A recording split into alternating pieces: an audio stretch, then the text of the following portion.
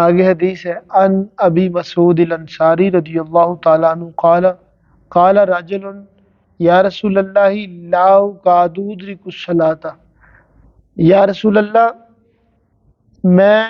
نماز میں شامل ہونے کو مشکل جانتا ہوں، مما یطول بنا فلان، کیونکہ فلاں جو ہمارا امام ہے وہ لمبی بہت کرتا ہے، نماز بہت لمبی کر جاتا ہے۔ فما رأیت النبی فی موعظۃ اشد غضبا، تو ابو مسعود انصاری کہتے ہیں کہ نبی پاک کو اتنا غصہ زندگی میں کبھی واعظ کے دوران نہیں آیا جتنا اس دن تھا۔ آپ نے فرمایا ایھا الناس، اے لوگو، انکم منفرون، تم لوگوں کو نفرت دلاتے ہو دین سے،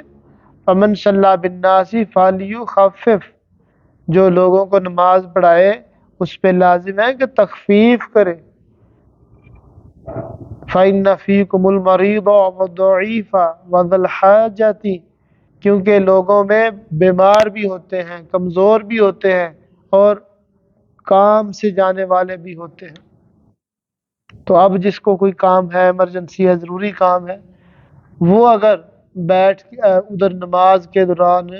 لمبی قرات ہی سنتا رہے گا تو وہ اندر سے آوازار ہو جائے گا، پریشان ہو جائے گا۔